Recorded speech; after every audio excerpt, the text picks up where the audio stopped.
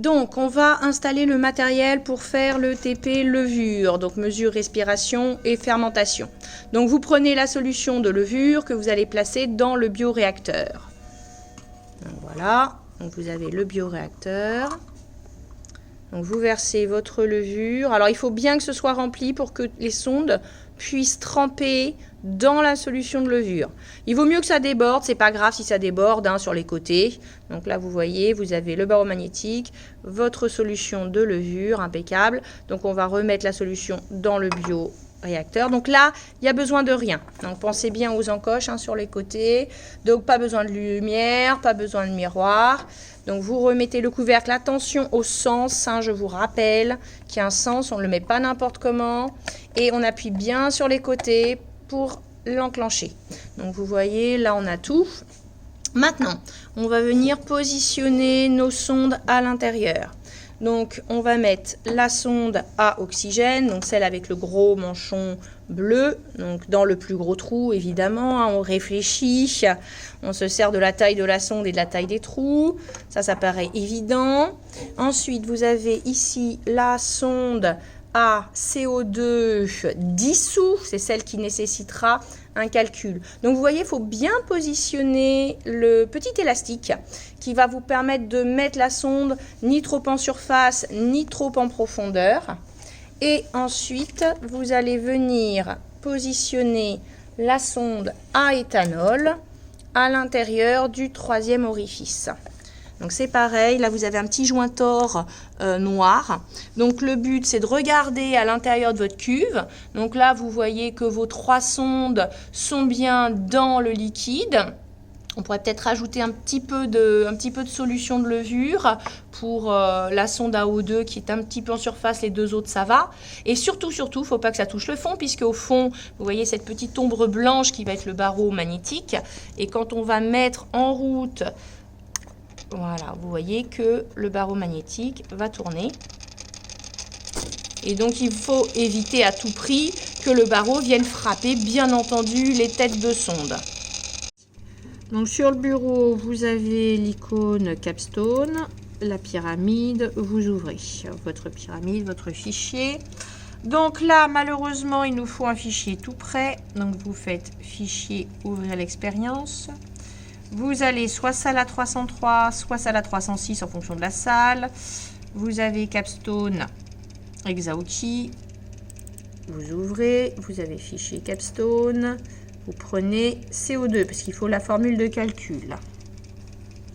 Ensuite, vous allez dans graphique. Vous paramétrez ici donc le temps. Vous cliquez, vous mettez en minutes. Ici, vous cliquez pour avoir vos données. Alors, vous voyez que ici, on va avoir la formule de calcul. Ça, c'est le calcul. Il faut rajouter un axe. Donc, vous allez ici, vous cliquez. Vous avez donc rajouté ici un axe. Vous cliquez dessus. On va prendre l'éthanol. Vous retournez, vous rajoutez un nouvel axe. Donc, ici, un nouvel axe. Vous allez cliquer dessus et il nous manque donc la concentration en O2. Comme, attention, vous êtes dans un milieu liquide, vous ne prenez pas le pourcentage ni le gazeux, vous prenez le milligramme par litre. Donc on est bon, on a un axe, 2 axes, notre 3e axe pour l'éthanol et le temps en minutes. Vous pouvez mettre ici le titre du graphique, hein, donc évolution de la concentration en O2, CO2, éthanol, dans un milieu avec des levures. Ensuite, quand tout est prêt, vous n'avez plus qu'à cliquer sur ce bouton rouge qui est démarrer l'enregistrement. Voilà, et donc là, le temps est parti, ça enregistre. Donc vous voyez ici vos graphiques. Je me rapproche un peu pour essayer avec le focus. Donc là, vous avez les courbes, vous avez les codes couleurs, donc CO2 en orange, éthanol en bleu ciel et O2 en bleu foncé. Donc vous avez ici vos graphiques qui sont en train d'évoluer. Une remarque, vous avez des axes à chaque fois pour changer les unités. Vous voyez que vous pouvez ici donc faire varier. Pareil pour cela. D'accord, vous allez comme ça agrandir vos différentes unités. Là, vous avez le même principe pour la sonde à éthanol. En fonction de vos concentrations, vous pouvez faire varier les concentrations comme ça. D'accord? Parce que parfois, il y a de très très faibles variations.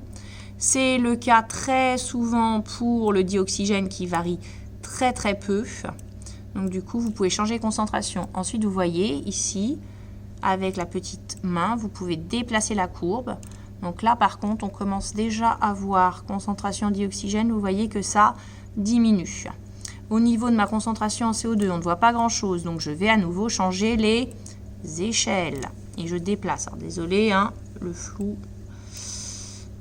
Hop, mon téléphone a du mal à faire le focus. Donc, on voit, d'accord, là, on commence à avoir une augmentation. Et vous voyez au niveau de mon éthanol que pour le moment, la concentration est stable et nulle. Donc, voilà. Donc, vous allez laisser comme ça l'enregistrement se faire. Et au bout de 5 minutes, nous rajouterons, en fait, l'intérêt, c'est qu'il n'y ait quasiment plus de dioxygène dans le milieu. Donc là, j'essaye vraiment, vous voyez, dioxygène, on voit très très bien la baisse du dioxygène. Si vous voulez faire une mise à échelle automatique, ici, vous avez une petite icône, mettre les axes à l'échelle pour afficher les données. Si vous cliquez dessus, vous voyez, regardez ce que ça vous donne. D'accord, donc vous avez ici un graphique où la mise à l'échelle se fait automatiquement et après, à vous d'ajuster en fonction des besoins. Vous voyez ici, voilà, vous réduisez, vous agrandissez l'échelle. Mais ça vous permet de voir que ce qui paraissait stable ne l'est pas en réalité. Donc pour mon éthanol, on se trouve ici. Voilà. On va venir rajouter dans l'orifice ici une solution de glucose concentrée afin de voir ce qui se passe au niveau du métabolisme des levures, puisque l'intérêt c'est de voir les échanges que réalisent les levures avec leur environnement. Donc déjà vous voyez rien qu'avec le premier graphique, étant donné qu'il y a une diminution du dioxygène, ça veut dire que mes levures le consomment. Donc là, on va rajouter le glucose dans le milieu. Voilà, donc le petit pic que vous voyez ici, c'est le moment où on ajoute. C'est un artefact en fait. C'est un artefact, c'est-à-dire juste quelque chose d'artificiel créé par l'ajout. Donc après, on va voir du coup ce qui va se passer au niveau du graphique. Mais là, il ne faut pas tenir compte de cette variation-là. Donc déjà, vous voyez un changement de pente au niveau du dioxygène. Donc là, on avait une pente qui était à peu près comme ça. Et là, vous voyez qu'on a une plus forte diminution du dioxygène. On va voir ce qui va se passer au niveau de la concentration de CO2 et on va voir ce qui va se passer au niveau de la concentration en éthanol.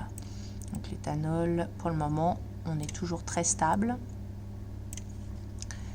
Pour le dioxygène, je vais du coup, voyez, augmenter un petit peu mon échelle. Et vous avez eu l'ajout de glucose. Donc vous voyez que la concentration en éthanol augmente très fortement. Vous voyez que la concentration de CO2 qui augmentait là, pareil, très forte production de CO2 du coup. Et vous voyez une baisse très très importante de la concentration en dioxygène. Donc là, vous voyez de très beaux résultats, d'accord. Donc avant le glucose, après l'injection de glucose. Donc après, vous pouvez arrêter l'enregistrement en cliquant ici. Une fois que c'est fait, vous pouvez modifier vos différentes courbes. Donc vous faites un clic droit sur le graphique, vous voyez couleur de la série, donc vous pouvez changer la teinte. Si vous décidez, celle-ci je la veux en vert, vous faites OK. Celle-ci, pardon, on va y arriver.